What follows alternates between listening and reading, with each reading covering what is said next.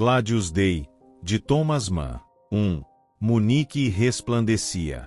Um céu de seda azul envolvia, luminoso, as praças imponentes e os templos de colunatas brancas, os monumentos neoclássicos e as igrejas barrocas, as fontes jorrando, palácios e jardins da residência 11 e as perspectivas largas e desobstruídas, rodeadas de verde e bem calculadas, viam-se envolvidas pela névoa dourada de um dos primeiros e belos dias de junho. Chiureios de passarinhos e euforia velada sobre todas as ruas.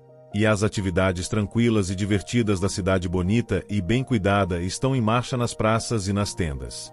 Viajantes de todas as nações circulam ao redor em fiacres pequenos, lentos, erguendo o olhar de aleatória curiosidade, à esquerda e à direita, para as fachadas das casas, e sobem as escadarias dos museus.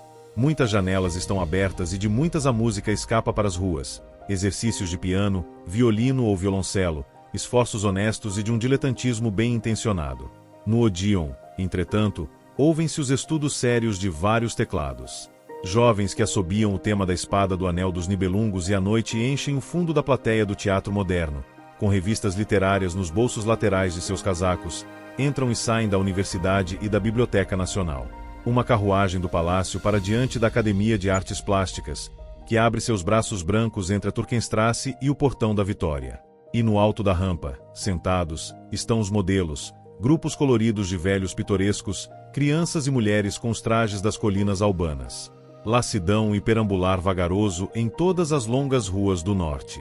As pessoas aqui não são incitadas pela avidez do consumo nem por ela consumidas, mas seguem objetivos agradáveis. Jovens artistas, chapeuzinhos redondos vermelhos sobre a parte de trás das cabeças, gravatas frouxas e sem bengala, rapazes despreocupados que pagam seus aluguéis com esboços coloridos, perambulam para fazer essa manhã azul clara impregnar seu espírito e observam as moças, esse tipo bonito, atarracado, com fita nos cabelos castanhos, os pés ligeiramente grandes demais e modos impecáveis. A cada 5 casas há janelas de ateliê mirando o sol. Vez ou outra uma construção artística se ressalta da sequência das edificações burguesas, a obra de um arquiteto muito criativo, larga e arqueada, com ornamentação bizarra, cheia de graça e estilo. E, de repente, a porta de uma fachada absolutamente tediosa vem emoldurada por uma improvisação atrevida, linhas fluidas e cores vivas, bacantes, ondinas, beldades nuas rosadas. Passar um tempo diante da área de exposição das marcenarias exclusivas e dos bazares para artigos de luxo modernos é sempre uma diversão. Quanto conforto cheio de criatividade, quanto humor patente no desenho de todas as coisas. As pequeninas lojas de esculturas, molduras e antiguidades estão espalhadas por todos os lados, de cujas vitrines bustos das mulheres do 400 olham para você. E o proprietário da mais barata e menor dessas lojas conversa sobre Donatello e Mino da Fiesole como se tivesse recebido pessoalmente desses artistas a permissão de reproduzir suas obras. Mas lá no alto, onde fica a Praça Odéon, diante da portentosa loggia diante da qual se espraia a ampla superfície de mosaicos, e em cuja diagonal está o Palácio do Regente, as pessoas se apertam ao redor das janelas e vitrines largas da grande galeria de arte, a extensa loja de decoração de M. Blumenschweig. A oferta opulenta é incrível. Reproduções de obras-primas de todos os museus do mundo, enquadradas em molduras valiosas, pintadas com refinamento e ornamentadas com preciosa simplicidade. Reproduções de pinturas modernas, fantasias que estimulam os sentidos, nas quais a antiguidade parece renascida de maneira bem-humorada e realista. A escultura do Renascimento em moldes perfeitos. Corpos-nus em bronze e frágeis vidros decorativos. Vasos austeros de terracota que, por meio de banhos de vapores metálicos, surgem num manto de cores coruscantes, livros magníficos, triunfos da nova arte da encadernação, obras de poetas em voga, envoltos num fausto decorativo e elegante. Em meio a isso, retratos de artistas, músicos, filósofos, atores, poetas, pendurados segundo a curiosidade popular. Na primeira janela, vizinha livraria, um cavalete sustenta um quadro grande, diante do qual uma multidão se reúne. Uma reprodução valiosa, em tons marrom avermelhados, com moldura larga de ouro velho, uma peça chamativa, a reprodução do sucesso da grande exposição internacional do ano, cujos cartazes de aspecto antigo e muito efeito grudados em colunas de propaganda. Entre prospectos de concertos e anúncios com linguagem artística sobre artigos de toilette convidam a visitar. Olhe ao redor e observe a vitrine da livraria. Seus olhos topam com títulos como A Arte da Moradia no Renascimento, A Educação do Sentido Cromático, O Renascimento no Moderno Mercado de Arte, O Livro como Obra de Arte, a arte decorativa, fome de arte. Saiba que, à noite, salões cheios discutem esses mesmos assuntos. Se tiver sorte, uma das famosas mulheres que estamos acostumados a ver por meio da arte vai cruzar em pessoa com você. Uma dessas damas ricas e belas de um loiro tiziano artificialmente produzido e com joias de diamantes, cujos traços inebriantes foram legados à eternidade pelas mãos de um retratista genial e sobre cuja vida sentimental a cidade inteira comenta. A rainha das festas dos artistas no carnaval, um tanto maquiada, um tanto pintada, cheia de nobre mordacidade, ávida por agradar e passível de ser adorada. E, veja, lá vai um grande pintor subindo a Ludwigstrasse numa carruagem com sua amante. As pessoas apontam para o veículo, ficam paradas e acompanham os dois com o olhar. Muitos cumprimentam. E por pouco os guardas não se perfilam. A arte floresce, a arte está no comando, a arte ergue seu cetro forrado de rosas sobre a cidade e sorri. Impera um interesse respeitoso e geral por seu desenvolvimento, há um exercício geral, compenetrado e dedicado a seu serviço e à sua propaganda. Um culto sincero à linha, ao enfeite, à forma, aos sentidos, à beleza. Munique resplandecia. 2. Um jovem caminhava em direção à Schellenlingstrasse, caminhava em meio às bicicletas, pelo piso de madeira da larga fachada da igreja Ludwig. Sua visão era a de uma sombra encobrindo o sol ou a lembrança de um momento difícil encobrindo o entusiasmo. Será que ele não amava o sol que mergulhava a bela cidade num brilho festivo? Porque ele se mantinha curvo e alheio, com os olhos voltados para o chão, enquanto caminhava. Ele não usava chapéu, coisa que, devido à liberdade de vestimentas da cidade descontraída, não incomodava ninguém. Em vez disso, havia puxado o capuz de seu largo sobretudo preto sobre a cabeça, que sombreava a testa baixa, angulosa, cobria as orelhas e emoldurava as faces magras. Que objeções de consciência, que escrúpulos e que abusos auto-infligidos tanto haviam escavado aquelas faces. Não é aterrador enxergar, num tal dia de verão, a angústia nas faces ocas de um ser humano? As sobrancelhas escuras espessavam-se junto à base estreita do nariz, que era grande e tuberoso, destacava-se do rosto, e os lábios eram fortes e cheios. Quando erguia os olhos bastante próximos, com as sobrancelhas castanhas unidas, rugas transversais surgiam na testa magra. Ele olhava com uma expressão de sabedoria, humildade e sofrimento.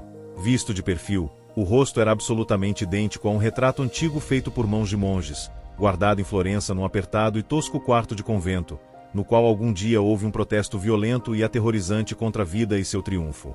Hieronymus veio na direção de Schellenlingstrasse com passos lentos e seguros, enquanto segurava por dentro, com ambas as mãos, seu sobretudo largo.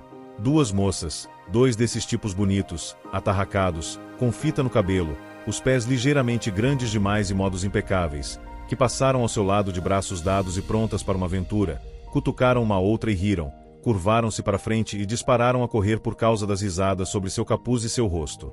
Mas ele não lhes deu atenção. De cabeça baixa e sem olhar à direita ou à esquerda, atravessou a Ludwigstrasse e subiu os degraus da igreja. As grandes folhas da porta central estavam escancaradas. Na penumbra sagrada, fresca, úmida e impregnada de incenso, percebia-se uma leve incandescência avermelhada. Uma mulher mais velha, de olhos sanguinolentos, ergueu-se do genuflexório e arrastou-se com muletas por entre as colunas. De outro modo, a igreja estava vazia.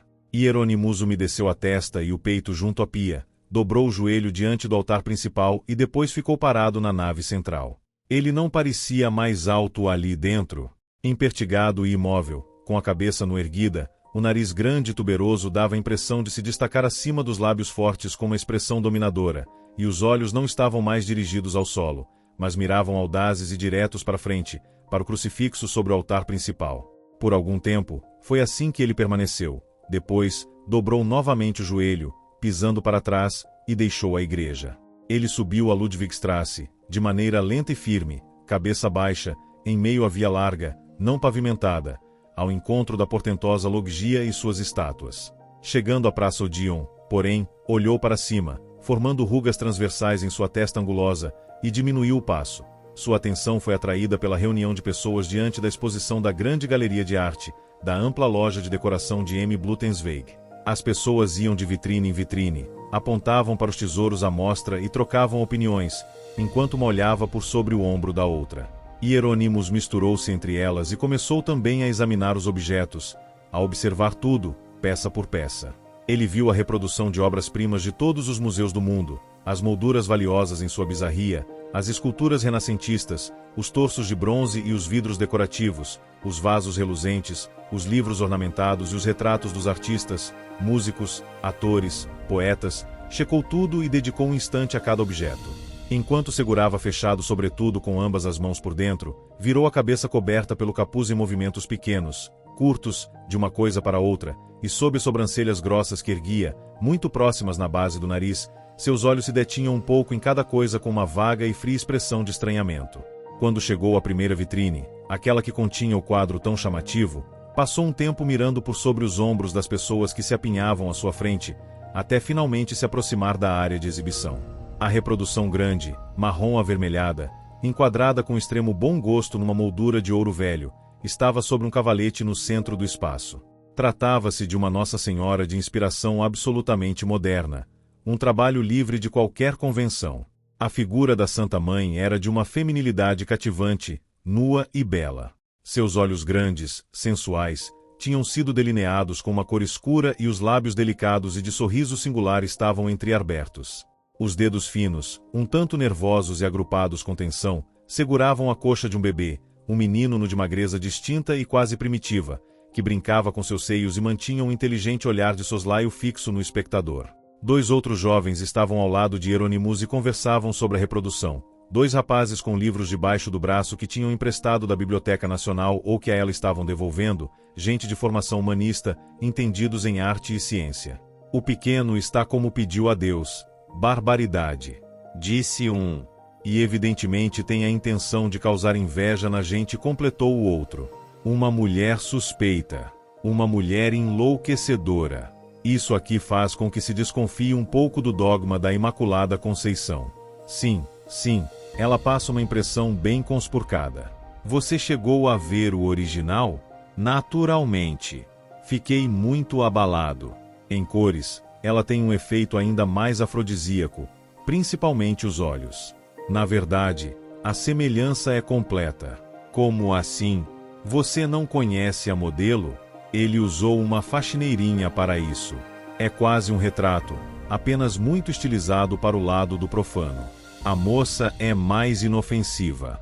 É o que espero. A vida seria cansativa demais se existissem muitas como essa Matera Mata. A Pinacoteca comprou a obra. Verdade? Puxa vida! Ele sabia muito bem o que estava fazendo.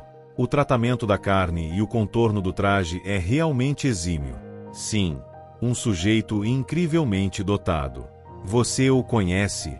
Um pouco. Fará carreira, é certo.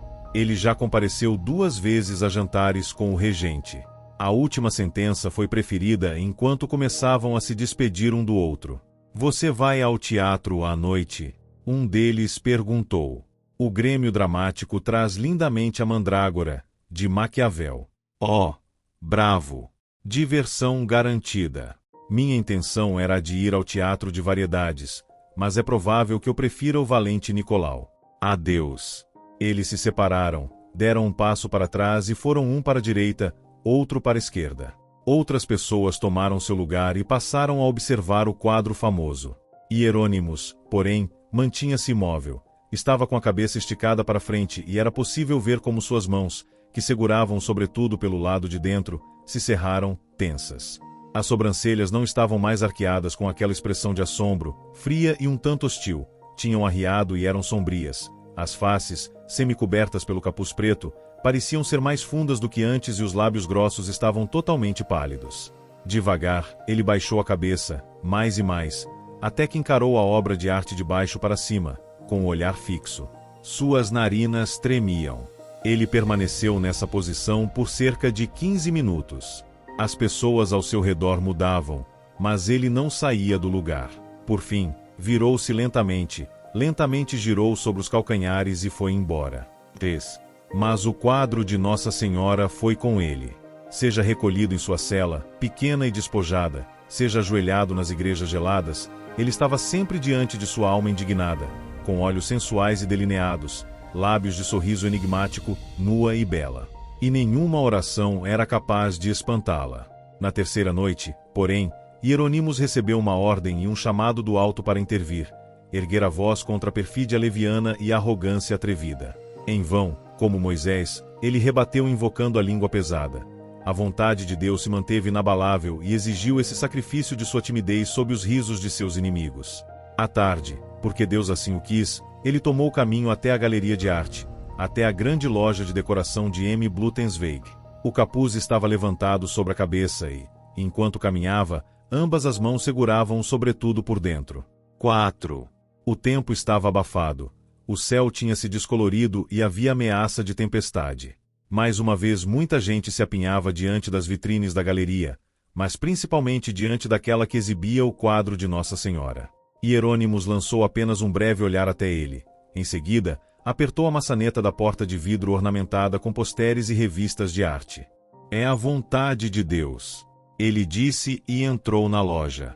Uma moça, que estava escrevendo num livro grande junto a uma mesinha alta em algum lugar dali, um tipo bonito, de fita nos cabelos castanhos e pés grandes demais, veio em sua direção, perguntando o que desejava.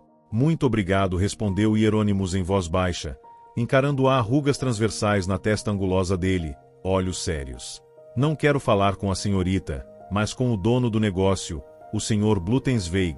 Hesitante, ela se afastou dele e retomou suas tarefas. Hieronymus estava bem no meio da loja.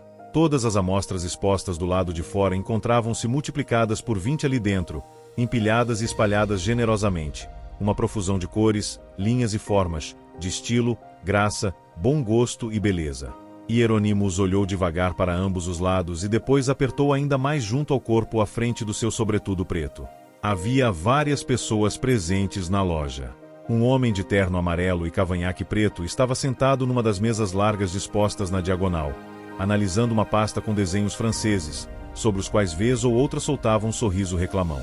Ele estava sendo atendido por um jovem com aspecto de funcionário mal pago e vegetariano, que trazia novas pastas para análise. Na diagonal do homem reclamão, uma dama idosa, elegante, ocupava-se com bordados artísticos modernos, grandes flores estilizadas em tons pastéis sobre cabos longos, rígidos e na vertical. Ela também estava sendo servida por um funcionário da loja. Numa segunda mesa havia um inglês sentado de maneira relaxada, boina de viagem na cabeça e um cachimbo de madeira na boca. Vestido de maneira temporal, barbeado, frio e idade indefinida, ele escolhia estatuetas de bronze que o Sr. Blutensveig lhe trazia pessoalmente. Segurava pela cabeça a figura ornamental de uma menina nua, que, impúbere e delicada, cruzava as mãos sobre o peito numa castidade coquete, analisando-a detidamente ao rodá-la lentamente sobre si mesma. O Sr. Blutensveig, de barba castanha, curta e cheia, e olhos límpidos da mesma cor, movimentava-se em volta dele esfregando as mãos, elogiando a menina com todos os termos dos quais conseguia se apropriar. 150 marcos, Sir, ele disse em inglês. Arte de Munique, Sir. Verdadeiramente muito encantadora.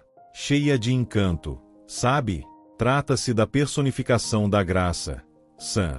Realmente bela ao extremo, graciosa e digna de ser admirada. Nesse momento, ele se lembrou de mais uma coisa e disse altamente atraente e sedutor em seguida. Recomeçou. Seu nariz pousava um pouco achatado sobre o lábio superior, de maneira que a toda hora ele farejava o bigode com um discreto ruído resfolegante. Às vezes aproximava-se do comprador numa postura curvada, como se o obedecesse. Quando Hieronymus entrou, o Sr. Blutensveig estudou rapidamente desse modo, mas logo se voltou de novo ao inglês. A dama elegante tinha feito sua escolha e deixou a loja. Outro homem entrou. O Sr. Blutensveig deu uma breve farejada, como se quisesse descobrir seu potencial de compra, e deixou que a jovem escriturária o atendesse. Esse comprou apenas um busto de faiança de Piero, filho do magnífico Médici, e foi embora. Também o inglês começou a sair. Ele tinha adquirido a menina e partiu simultaneamente à reverência do Sr. Blutensveig. Em seguida, o negociante de arte se virou para Hieronymus e se postou na sua frente. O senhor deseja? Ele perguntou, sem maior deferência. Hieronymus segurava o sobretudo com ambas as mãos, por dentro, e encarava fixamente o Sr. Blutensveig, quase sem piscar. Ele entreabriu devagar os lábios grossos e disse: Estou aqui por causa do quadro daquela vitrine ali, a reprodução grande de Nossa Senhora. Sua voz estava um pouco rouca e sem modulação. Sim, certamente, disse o Sr. Bluttensweig com animação e começou a esfregar as mãos. 70 marcos com moldura, meu senhor. É fidelíssima. Uma reprodução de primeira classe. Altamente atraente e sedutora. Hieronymus ficou em silêncio. Inclinou a cabeça dentro do capuz e relaxou um pouco, enquanto o comerciante falava. Em seguida, aprumou-se de novo e disse: aviso-lhe de antemão que não estou em condições nem tenho vontade de comprar nada. Sinto muito ter de decepcionar suas expectativas. Tenho pena caso isso lhe cause algum desconforto. Mas, em primeiro lugar, sou pobre e em segundo não gosto das coisas que o senhor oferece. Não consigo comprar nada. Nada é nada, disse o Sr. Bluttensweig, farejando com insistência. Mas posso perguntar, da maneira como acredito conhecê-lo. Hieronymus prosseguiu: o senhor me despreza pelo fato de eu não estar em condições de comprar algo aqui. Disse o Sr. Bluttensweig. Não por isso. Apenas. Mesmo assim, peço-lhe que me ouça e leve minhas palavras a sério. Levar a sério. Mas posso perguntar. O senhor pode perguntar, disse Hieronymus, e responderei. Vim para lhe pedir que o senhor retire da vitrine aquele quadro, a reprodução grande da Nossa Senhora, e nunca mais a exponha. Durante algum tempo, o Sr. Bluttensweig encarou em silêncio o rosto de Hieronymus, e de uma maneira como se tentasse constrangê-lo pelas palavras arriscadas. Mas como isso nem de longe aconteceu, ele farejou bastante e exclamou: o senhor pode ter a bondade de me dizer se está amando de algum tipo de ação oficial que o permite me dar ordens ou então o que o traz aqui? Não, respondeu Hieronymus. Não tenho cargo nem título oficial. O poder não está do meu lado, senhor. O que me traz até aqui é minha consciência. O Sr. Bluttensweig movimentou a cabeça à procura de palavras, soprou o bigode com força pelo nariz e se embaralhou na fala. Por fim, disse: sua consciência. Bem, então faça o favor. Saiba que sua consciência é, para nós, totalmente irrelevante. Em seguida ele se virou, foi rapidamente até sua mesa alta no fundo da loja e começou a escrever. As duas funcionárias gargalhavam. Também a senhorita Bonita dava risadinhas sobre seu livro-caixa. No que se refere ao homem amarelo de cavanhaque preto, ficou claro que se tratava de um estrangeiro, pois supostamente não tinha entendido nada da conversa, continuando a se ocupar com as revistas francesas, soltando de tempos em tempos sua risada rabugenta. Termine de atender o homem, disse o Sr. Bluttensweig por cima dos ombros para seu funcionário. Em seguida, voltou a escrever. O funcionário jovem com aspecto de mal pago e de vegetariano foi até Hieronymus tentando segurar o riso. O outro vendedor também se aproximou. Podemos ajudá-lo de outra maneira? Perguntou o mal pago com suavidade. Hieronymus manteve fixo nele seu olhar sofredor, opaco e mesmo assim penetrante. Não, ele respondeu. O senhor não pode. Peço-lhe que retire o quadro de Nossa Senhora imediatamente da vitrine e para sempre. E por quê? Porque é a Santa Mãe de Deus, disse Hieronymus, abafando a voz. Entretanto, o Sr. Bluttensweig foi claro ao dizer que não está disposto a atender sua demanda. É preciso levar em conta que se trata da Santa Mãe de Deus, disse Hieronymus, e sua cabeça tremia. Verdade. Mas e daí? É proibido exibir Nossas Senhoras. É proibido pintá-las. Não desse jeito. Não desse jeito. Retrucou Hieronymus quase sussurrando, impertigando-se e sacudindo com força a cabeça várias vezes. Sua testa angulosa sob o capuz estava totalmente marcada por longos e profundos vincos transversais. Você sabe muito bem que aquilo que alguém pintou ali é a própria depravação. A lascívia escancarada. Escutei com estes meus ouvidos como duas pessoas simples e ignorantes que observavam este quadro começaram a duvidar do dogma da Imaculada Conceição. Perdão, não se trata disso, disse o jovem vendedor, sorrindo com superioridade. Disse que estava escrevendo um livro sobre a arte moderna em suas horas livres e que tinha condições de conversar em alto nível a respeito. O quadro é uma obra de arte, ele prosseguiu, e é preciso julgá-lo pelos parâmetros adequados. Ele foi bem recebido em todos os lugares. Foi comprado pelo Estado. Sei que o Estado comprou, disse Hieronymus. Também sei que o pintor jantou 2 vezes com o regente. O povo fala disso e Deus sabe o que significa alguém ser alçado à glória por uma obra assim. Trata-se do testemunho de que, da cegueira do mundo, uma cegueira incompreensível caso não esteja baseada numa heresia desavergonhada. Esse quadro surgiu da sensualidade e é apreciado pela sensualidade, verdade ou não? Responda. Responda o senhor também, Sr. Bluttensweig. Houve uma pausa. Hieronymus parecia seriamente demandar uma resposta e olhava com seus olhos castanhos, sofredores e penetrantes, ora para os 2 vendedores, que o encaravam curiosos e espantados, ora para a corcunda do Sr. Bluttensweig. O silêncio reinava. Apenas o senhor amarelo com o cavanhaque preto, curvado sobre os desenhos franceses, soltava sua risada rabugenta. É verdade. Hieronymus prosseguiu e sua voz empastada deixava transparecer uma profunda indignação. Não ouse contestar. Como é possível festejar seriamente o autor desse quadro como uma pessoa que criou um novo bem exemplar para a humanidade? Como é possível alguém se manter tranquilamente frente a isso, entregue ao prazer indigno que provoca, e calar a consciência com a palavra beleza, convencendo-se de estar num estado nobre, requintado e altamente digno do ser humano? Trata-se de inescrupulosa ignorância ou condenável heresia. Minha razão está empacada neste lugar. Empacada diante do fato absurdo de que um ser humano pode chegar aos píncaros da glória na Terra por meio do desenvolvimento idiota e confiante de seus instintos animais. Beleza. O que é a beleza? O que incentiva a beleza hoje em dia e qual seu efeito? É impossível não saber disso, Sr. Bluttensweig. E como é possível perceber a questão com tamanha clareza e não ser tomado pela repulsa e pelo rancor? É criminoso confirmar a incerteza das crianças indecentes e dos atrevidos irresponsáveis por meio da valorização e adoração frívola da beleza, fortalecendo-a e ajudando-a a dominar o poder, pois eles estão longe do sofrimento e ainda mais longe da redenção. Você é pessimista, essa sua resposta, você, desconhecido. O saber, eu lhe digo, é a tortura mais profunda do mundo, mas também é o purgatório sem seu suplício purificador, nenhuma alma humana seria salva. Não é a mentalidade infantil atrevida nem a despreocupação inescrupulosa que serve, Sr. Bluttensweig, mas aquele conhecimento no qual as paixões de nossa carne nojenta se esvaem e se extinguem. Silêncio. O senhor amarelo com o cavanhaque preto resmungou. Por favor, vá embora agora, disse o mal pago com suavidade.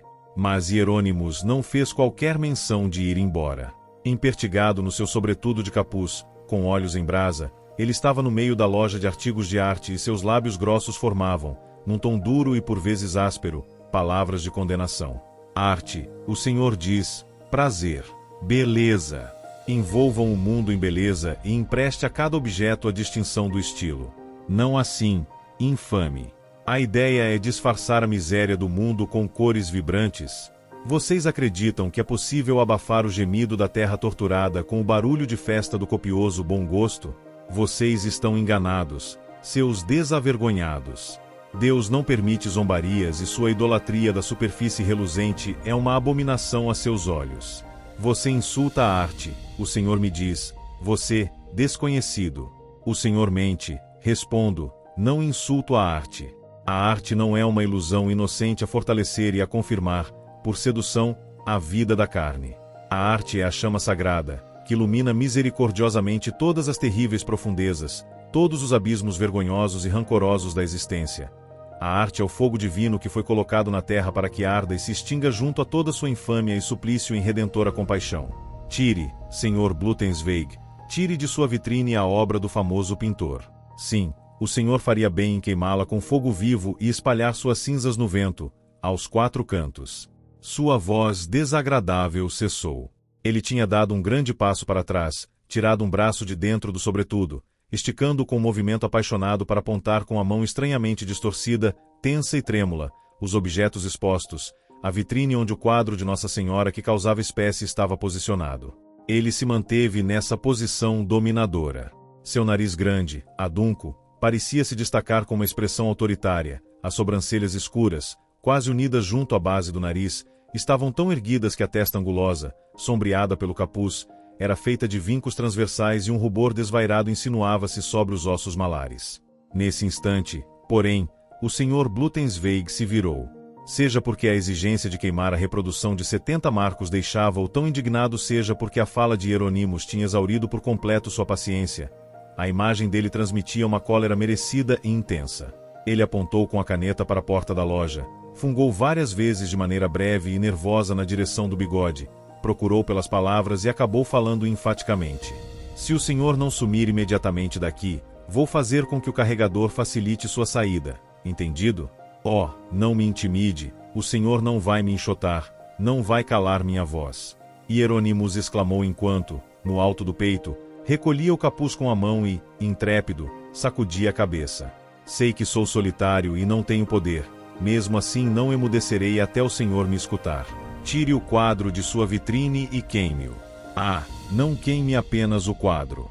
Queime também estatuetas e bustos, cuja visão leva ao pecado, queime vasos e adornos, essas réplicas desavergonhadas do paganismo, esses versos de amor encadernados com tamanho luxo. Queime tudo que sua loja contém, Sr. Bluttensweig, pois se trata de imundícies aos olhos de Deus.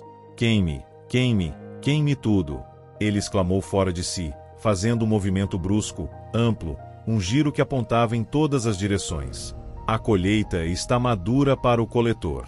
O atrevimento destes tempos rompe todas as barragens. Mas eu lhe digo, Krautuber, o Sr. Bluttensweig, dirigindo-se para uma porta nos fundos, se esforçou para chamar em voz alta. Venha cá imediatamente. E o que surgiu ali, na sequência da ordem, foi um algo maciço e imponente, uma aparição humana terrível e exuberante de porte atemorizador, cujos braços e pernas entumecidos, hipertrofiados e agigantados eram uma só massa disforme. Uma figura enorme, irregular, que caminhava lentamente e respirava com dificuldade, nutrida com malte, um filho do povo de impressionante robustez. Um bigode de leão marinho, feito uma franja, era visível no alto de seu rosto, um avental sujo de mingau cobria o corpo e as mangas amarelas de sua camisa tinham sido dobradas para cima dos braços inacreditáveis. Por favor, abra a porta para esse senhor, Krautuber, disse o Sr. Bluttensweig, e caso mesmo assim ele não a encontre, acompanhe-o até a rua. Ah! Disse o homem, enquanto observava alternadamente, com os olhinhos de elefante, Hieronymus e o iracundo patrão. O som era abafado como o de uma força duramente reprimida. Em seguida ele foi em direção à porta, com seus passos fazendo tudo tremer à sua volta, e abriu-a. Hieronymus tinha ficado muito pálido. Queime, ele tentou dizer, mas nesse instante se sentiu virado por uma força superior terrível, por um vigor físico contra o qual não havia resistência possível, e estava sendo empurrado lenta e inescapavelmente para a porta. Sou fraco. Ele conseguiu dizer. Minha carne não suporta a violência. Não aguenta, não. O que isso prova? Queime. Ele silenciou. Estava fora da loja de objetos de arte. O funcionário gigante do Sr. Bluttensweig por fim soltou-o com um pequeno empurrão, e ele caiu de lado sobre o degrau de pedra, apoiando-se numa mão. E atrás dele a porta de vidro se fechou tilintando. Hieronymus ficou de pé. Tinha-se endireitado de novo e respirava profundamente, recolhendo com uma das mãos seu capuz no alto do peito, deixando a outra solta debaixo do sobretudo. Nas maçãs do rosto havia agora uma palidez acinzentada. As narinas do nariz grande, adunco, dilatavam-se e contraíam-se regularmente. Os lábios feios contorcidos eram a expressão de um ódio desesperado e os olhos injetados corriam sem direção e desconcertados pela bela praça. Ele não se deu conta dos olhares que lhe eram dirigidos, curiosos e sorridentes. Na superfície do grande mosaico diante da grande loggia enxergou as vaidades do mundo, os trajes à fantasia das festas dos artistas, os ornamentos, os vasos, joias e objetos de decoração, as estátuas nuas e os bustos femininos, as pitorescas reencarnações do paganismo, os retratos das famosas beldades assinadas pelos mestres, os versos de amor encadernados com tamanho luxo e escritos de publicidade da arte empilhados feito uma pirâmide, sendo tomados pelas chamas sob o grito de júbilo do povo. Escravizado por suas palavras terríveis. Ele viu, diante da parede amarela de nuvens que se levantava da Theatinerstrasse e que crepitava baixinho, uma larga espada de fogo que se estendia à luz sulfúrea sobre a cidade animada. Gladius Dei super terram. Seus lábios grossos sussurraram, e impertigando-se ainda mais dentro de seu sobretudo com capuz, com o balançar escondido e tenso de sua mão caída, ele murmurou, tremendo cito e velociter. Que significa, a espada de Deus sobre a terra, depressa e velozmente, Frase atribuída a Jerônimo Savonarola, 1452-98, padre dominicano, que claramente inspira o personagem homônimo aqui, Hieronymus. Fim do conto. Comentário. O conto Gladius Dei, de Thomas Mann, publicado em 1902, é uma história rica em simbolismo e explora temas profundos sobre moralidade, arte e espiritualidade. A narrativa se passa em Munique, um centro cultural vibrante na época, conhecido por sua intensa vida artística e pela liberdade criativa. Em meio a esse cenário, surge o protagonista, Hieronymus, um jovem de fervor religioso que se incomoda profundamente com o que considera uma decadência moral na arte moderna da cidade.